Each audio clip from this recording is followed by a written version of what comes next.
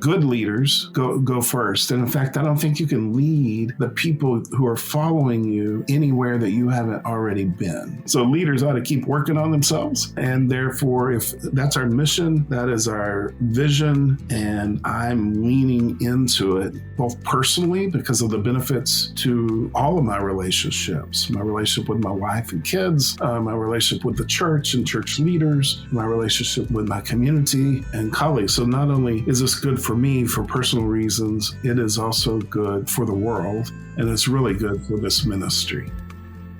Welcome to the Crucible Project Podcast. The Crucible Project is a nonprofit organization committed to creating a world of men and women who live with integrity, grace, and courage, helping them to fulfill their God-given purpose. This podcast will discuss important and sometimes difficult topics while delivering practical life applications with men and women who are currently practicing this work. We are igniting Christ-like change in men and women through experiences of radical honesty and grace.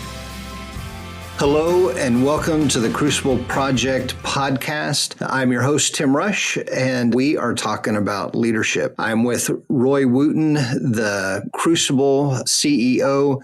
And Roy, first, I just want to say thank you for letting me do this. This comes from a place of wanting to learn how to be a better leader.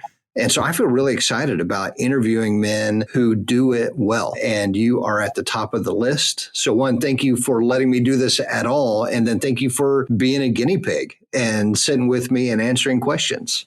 Yeah, thank you so much for that compliment. Wow, thank you. And I'm really excited to be here with you and talk about something that I really enjoy talking about.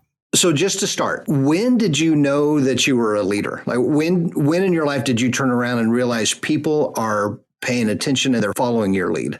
Yeah, I think it was in my early teens, somewhere in there, maybe 8th grade or 9th grade. It's interesting. I went to church with a family, the Hamills, wonderful, generous people who helped support a tuition payment for me to go to a Christian school. So I was at an elementary Christian school, and I remember 3rd or 4th grade, the classes would be responsible for the morning devotional, like leading a prayer and leading a song and those kinds of things. And how scared I was to step into that. But by 6th grade, I felt very comfortable on a stage and on a platform. And so speaking up in class, raising my hand to go up front became really easy for me. And somewhere around 8th or 9th grade, it seemed like everywhere I went, people just looked toward me as the leader of that group. Probably had something to do with, I grew up in a little town out of West Texas where football was king, right? Everything was football. And it probably had something to do with my abilities athletically as well. 7th, 8th, 9th, your body's changing. People knew who I was, that didn't really know me personally, if that makes sense. And I think that probably had something to do with it. Yeah, it was somewhere in there that I was the guy they always asked to pray. I was the guy that always got asked to go first in whatever we were doing. When you look back on that, Roy, what can you see out of the gate that you were doing well? Yeah, I've always had an antenna for the least of these in any circle. The one who was not encouraged to be a part of the group, the person who was sitting alone in the lunchroom, the person who seemed like they were down. And so pulling people in and giving everyone a voice instead of the same 2 or 3 people consuming all the conversation. Even back then, I would pull in, somebody else into the conversation. Like, John, what do you think? Those kinds of things. So I think I did that well. And I think my parents gave me a strong moral compass. They had me in church early in life, and there's some other issues with some wounds related to church. But one of the good things of my experience with church was I had a strong moral compass, and that guided me through some decisions in my teen years that probably helped keep me alive and, doing well in life. And I think people knew that about me early on, right? They just trusted that if we don't know what to do, either don't ask Wooten to do it, or you ask his advice on things. And so that became a part of my life real early. It doesn't seem uncommon to notice, or less uncommon to notice, the least of these in the situation. For a high school student, it seems very uncommon to do something about it. So was it confidence, or was it something else going on, or was it the moral compass that was the driver to reach out and bring them into the group? How did that happen? Yeah, so it probably was being one of the least of these in a lot of circles through my elementary school years. We grew up in a trailer home park, and we didn't know necessarily that we were poor, but we were working poor. And so I remember thinking, I don't dress like the other people at the Christian school where I attended, the private school. I think there were several experiences of being in the least of these that I knew what it was like to be on the outside, that it developed in me empathy for other kids like me. So when you look back on that high school, Roy, and with all that you've learned since then about people, about interpersonal dynamics, about leadership, if you could go back and talk to the high school version of yourself, what do you wish that you could change, that you could do differently, that you could encourage him to see a different side of things? That's a great question. Oh, my goodness. I think there would be something along the lines of telling him that you don't have to strive and work so hard all the time. It's interesting. My upbringing was that there was chaos in the home quite a bit. My mom, who suffered from mental illness, primary objectives was for our family to look normal, even though there was a lot of chaos in the home. And the way that we looked normal was for me and my brother to achieve academically, athletically, and in every way. So I would go back to him and say, you don't have to strive. You don't have to earn it all the time. You don't have to earn love. You don't have to earn your value, that you are lovable just as you are. I would tell him that he could relax more, that being the best version of you means you don't have to look happy all the time, that you can be truly how you are instead of trying to live up to all the expectations of others. Yeah, that would be a tough conversation to have. So how do you balance that today? Because you're a mover. You're the CEO of this organization that reaches from Australia through Mexico, the U.S., all the way into Africa. How do you balance putting on the brakes and keeping yourself from performing to perform to strive? How do you hold that in balance? Yeah, it is a lifelong journey, right? I don't think I've arrived with having that all resolved yet. In fact, when I went through my Crucible weekend in January 2009, I asked people what I ought to work on, some family members and friends, a couple colleagues, and everyone said, you don't take care of yourself, you work too much, all of those things. So that's really what got me to the weekend, was that work. And it's a work that I continue, but I'm doing better than I ever have, right? I exercise almost daily. I'm in the Word with God and spending time, I call it sitting with Jesus around all the things that are going on in my life on a regular basis, almost daily. I turn my phone off and I don't have many notifications on it, to tell you the truth. At certain times in the evening or whenever it seems appropriate on the weekend for me to move away from. So I've set up all of these little ways to help me get away from my to-do list, my work, so that I can take care of myself and not strive all the time. And realizing that there are many good solutions or answers for the challenges in leadership. I think I strove for the best one most of my career. And one of the things that's a takeaway for me is that I can just choose the best one at this time, right? We'll get some counsel or some input, get the data, get input from others around, and collaboratively make the best decision for this moment, for the long-term future of the ministry God has me leading. There's not one answer. I don't have to fret about that decision after I make it. Now we can move forward with that decision, and that's been relieving to me as well. So what does that look like? I'm mindful right now that there could be people listening to this that don't know a lot about the Crucible Project. So whenever I say you're the leader of leaders, that just sounds like words. But I'm seeing you lead men who are leading the leaders in Mexico. and you lead men who are the leaders of the leaders in the Northeast and in Colorado and in Kenya and all over. So as the leader of leaders of leaders, how do you pass that on to the next generation? Because, we're striving for something. The vision that we have for men is huge. And so how do we live out the vision and hold that in check?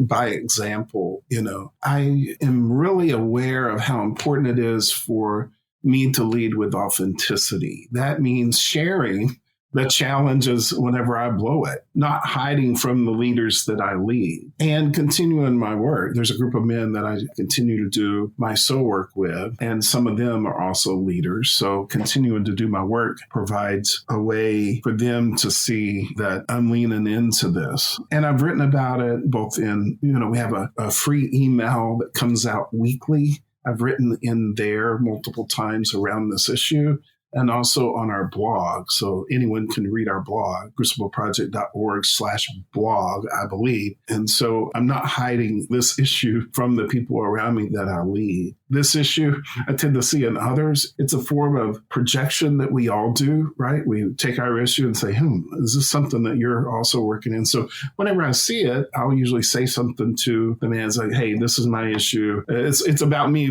but what I'm seeing is this, and might it be what's going on with you? And so I guess that's another way that I do that. So this is just my curiosity, but when you notice it in somebody else, does it come up as energy, like you're bugged about how they're living their life, that speck and log concept, or does it come up as graceful mercy of, I just feel so sad for you that I'm recognize you're living this cycle? Yeah, it's more tenderness and empathy. One of the best gifts I've had in my career are a number of mentors who would be willing to tell me something about myself that I was either unaware of or denying about myself. And, it doesn't feel good when someone comes up and says, hey, Roy, I need to tell you, this is what I'm seeing. I just want you to know that other people are probably seeing it too. It doesn't feel good in the moment, but it also is a great gift. And so likewise, we have a culture of being open to feedback and also giving feedback within our leadership at Crucible, and in fact, throughout all of our communities. So instead of not speaking it, or even worse, telling other people what you're seeing instead of the person that you're seeing it from, we have a culture where we go to each other and we say, hey, Tim, I've been noticing this, and it really may be about me. It may have nothing to do with you at all, but this is what I'm seeing. I just wonder if this is something that would be helpful for you. And like I said, it doesn't always feel good to receive it, but it is something that I think is helping us all get better as leaders, and is a way that, we cut down on people holding judgments and causing chaos and conflict within all of our leader teams. I've mentioned our vision statement, our mission statement, and I feel like you are talking about it without saying it explicitly. So tell us, what is our guiding statement, and how does that fit in with what you're talking about? Yeah, so our mission is that we are igniting Christ-like change through experiences of radical honesty and grace. We are committed to creating a world where men and women live with integrity, grace, and courage, fulfilling their God-given purpose. We do that primarily through transformational weekends, groups, and coaching, and developing communities where people live a lifestyle of authenticity and integrity with each other. So leaders have to go first, right? Good leaders go first. And in fact, I don't think you can lead the people who are following you anywhere that you haven't already been. So leaders ought to keep working on themselves, and therefore, if that's our mission, that is our vision, and I'm leaning into it, both personally because of the benefits to all of my relationships, my relationship with my wife and kids, my relationship with the church and church leaders, my relationship with my community and colleagues. So not only is this good for me for personal reasons, it is also good for the world, and it's really good for this ministry. Yeah, there's so much in that. Just starting with Christ-like, that is really powerful, and so much you can unpack I was thinking about the grace and truth that both of them are necessary. Man, it is just a different way to live, to make both of those things welcome for ourselves and for those that we're leading. Yeah, we do such a great job in general of beating ourselves up. I was mentioning making a decision and then trying to Monday morning quarterback, review that decision over and over and over again. That leads to isolation. It leads to depression. It leads to having walls up so no one can see me. It's not a good place to be. What I've found in Crucible initially as just a participant on a weekend, and then in volunteering to come serve others, and now eventually on the staff, is that having space to be honest, to live in a confessional way with humans. James 5 says, confess your sins one to another for healing, not for forgiveness so much, but for healing. There's something that's lost in American churches right now, I believe, around confession. We just don't do that well. We don't live confessionally up to date with other people. We don't sit and share really what's going on in our hearts. And if there's a prayer request time in a Bible study or in a small group, we'll talk about health concerns of our relatives and ourselves. We might talk about something job related, or, we're trying to purchase something new, but we really don't talk about the grief that we're feeling with one of our children not living up to our expectations or maybe making some bad decisions as a teen. We don't come with our challenges around the fear that we're living in and not able to move past that. The founder of Crucible, Greg Houston, set his heart toward creating a place where we are radically honest with each other, with people that we're safe with, creating a community where we can not hide anymore, where we can tell the truth about ourselves. And also in that space, because of confidentiality and safety, we receive grace because the man or woman next to me will also be confessing. And the truth is, all of us have some work that we're challenged with, some things that we need to wrestle with God about. And this is the great gift of the Crucible Project to me, is I have that place, and I've had it since January 2009 in an ongoing way. I have a voice in my head that says you're just a little kid and you belong at the card table. You don't belong with the adults. Let them figure these things out. And it's wild how many areas of my life that shows up. I can refer to it as a friendly voice because I know it so well. I will tell myself, that disqualifies me from being a leader. And then I'll be around one of my leaders and I will hear them say something very similar of their fears of, I'm afraid I'm going to mess this up for everybody else. I'm afraid they're going to discover this is why I don't deserve to be here. And I watch my leader say something like that. I'm like, oh my goodness, I must be okay. I thought it was just me, but I must be okay. And so I just want to echo what you're saying. I love this community where truth and grace are needed. Like there's a recognition of, I need to own that with the men that I lead because it's valuable. Yeah, and how do I become a better leader if I'm presenting a false front to everyone? How am I becoming a better man or a better leader if I don't create space for people on our teams to be able to communicate authentically with each other? How can I lead leaders without that in place? I wouldn't want to do it any other way. What I've learned about myself and not putting walls between me and myself, and then what I've learned about humanity in Crucible, it just is, there's no other way I'd want to lead. I love the phrase, just moving the ball 5 yards up the field. Is there something that a good leader who is growing, a simple choice that they can make when they get out of bed in the morning? Is there a simple choice that they can make in the mid-afternoon? Like what's a measurable step that a leader can take that they know, all right, this is going to help me grow in my leadership today? Yeah, narrowing it down to one, I would encourage you this way. I've always been amazed at firemen and first responders running into the problem, the fire, the challenge. And 9/11 and that day when so many people gave their lives because they went into the buildings that were on fire. And I just have high admiration. I think it's our fear that keeps us from moving into the challenging conversation. And so I would ask you and our listeners to think about what conversations need to be had that you're afraid to have, and that fear is keeping you from having it. The courageous conversation needs to happen today. And who can you connect with to have that hard conversation about whatever it is that really needs to be said? Moving away, fear moving us away from hard conversations doesn't solve the problem. And most of the time, the issues, it's rare, in fact, that the issues actually go away. So think in your life, in your world, in your leadership, who do I need to have the conversation with? What's the conversation I've been avoiding?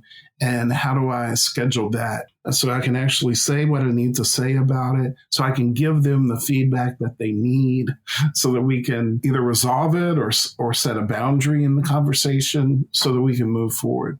The courageous conversation in your marriage, the courageous conversation with your child, courageous conversation with other leaders in your life. I think that is one of the things that I ask myself frequently is, who do I need to talk to keep us all headed in the same direction about at the same time, to resolve something that might be a small little spark, but I don't want it to end up being a wildfire, or to resolve a conflict in a relationship.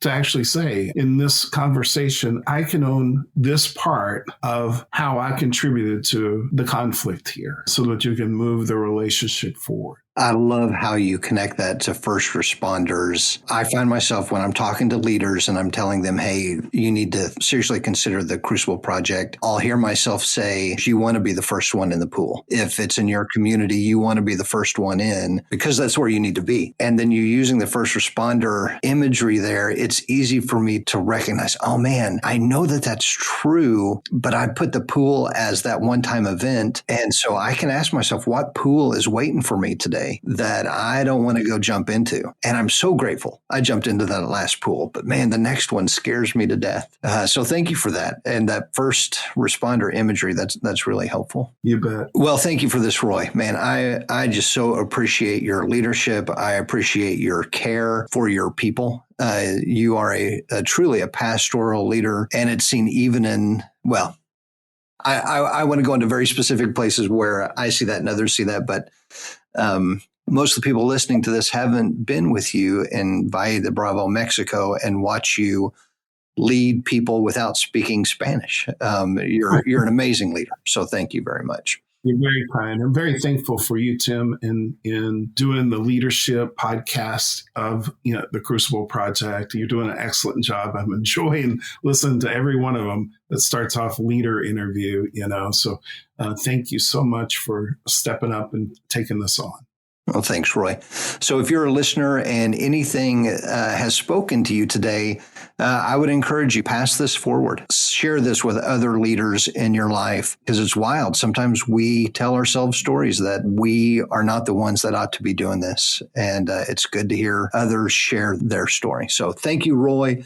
Thank you to our listeners. We hope that God really blesses your day.